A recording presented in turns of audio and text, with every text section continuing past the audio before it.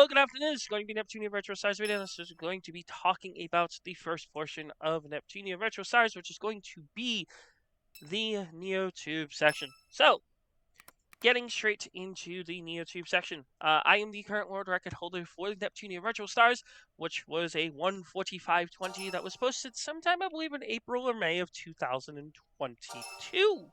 Now, again, this game came out in 2021, a little after the PlayStation 5 came out. In Japan, it came out in, I believe, August of 2020. I'm not too sure of the time frame, but again, this features VTubers and the Neptunia characters you know and love, except for the CPU candidates and just the CPUs, and then VTubers from the real world, me and you, who were VTubers created specifically for this game. And then also like Toa Kiseki, Kizuna Ai, Kurone, Fubuki, and such as well for those other real world VTubers. But we'll find out in the next video why those VTubers are in the game. But so far, all we have is me and you. Now, CPUs, very cool characters. Neptune, you have Blanc, Vert, and Noir. Noir, not too bad of a character. She shoots pretty fast. It actually deals damage and is pretty good at the early game. Vert shoots a little bit slower, but her shots paralyze.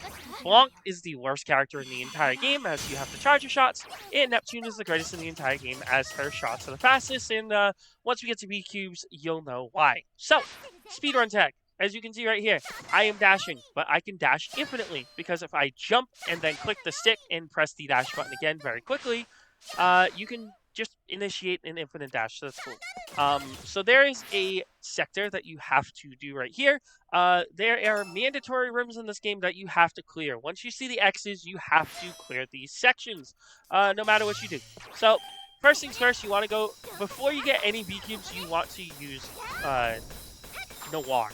Noir is the highest damage output right now, without having to deal with, less damage values or a slower speed. She actually deals quite a bit of damage, and her shots spread, so that's a bonus. Later on, if we do get good cubes, we can actually just skip her entirely, switch to Neptune, and then the game will go exceedingly fast, but again, I will explain that in another video. So, we'll get this through this section, through this mandatory section, and I'll catch you on the other side. Alright, so here we are at the VTuber section.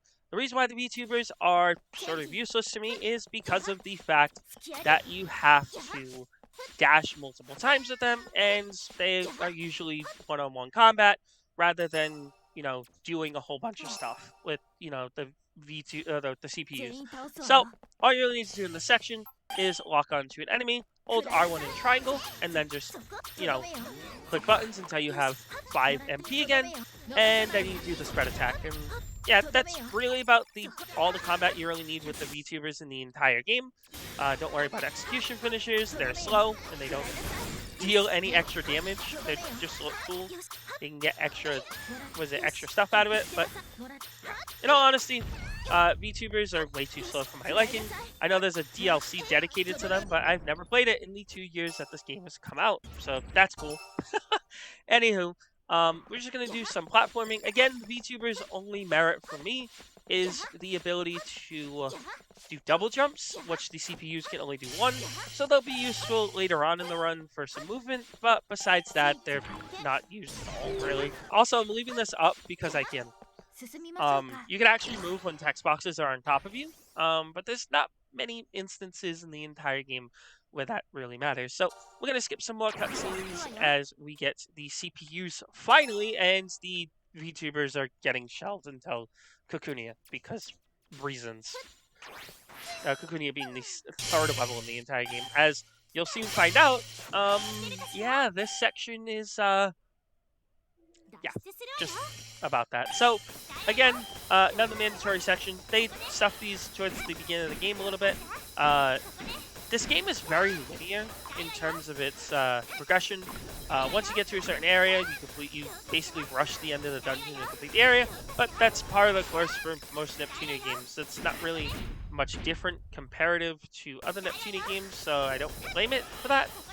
But again, it's supposed to be an action game where you shoot and do things, and the VTubers are supposed to do cool moves, but I like to go fast, so I choose not to do any of that. So what we're going to do is we are going to get to supposedly the final boss of the entire game, Head Boss. But fun fact, not the final boss, because we've just started and the video is only about 4 minutes long. Kohaku Nightmare also, if you just saw, is one of the strongest V-Cubes in the entire game. Hopefully we get her. So, anywho, here we are with Head Boss. Now, this is usually the stock boss of the entire game.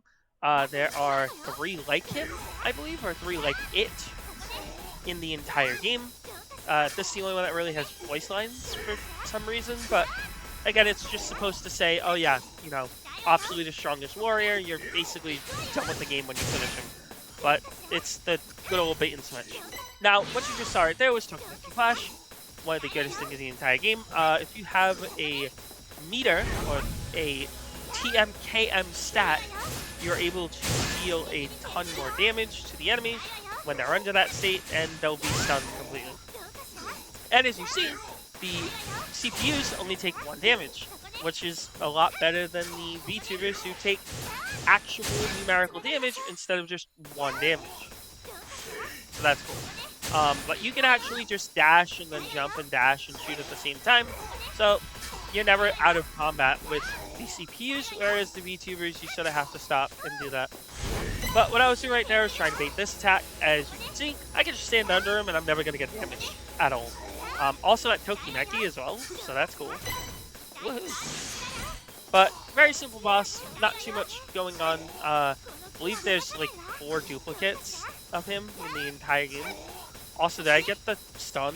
Yeah, that was cool.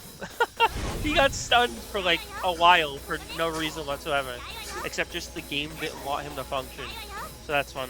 But we are at the end of this video. That is fake Neotube done. If you want to see the Neotube video, you can of course leave a comment, subscribe. Make sure to wait for it. And again, this has been Soyokaze93. Thank you so much for watching, and I'll see you guys later. Bye bye.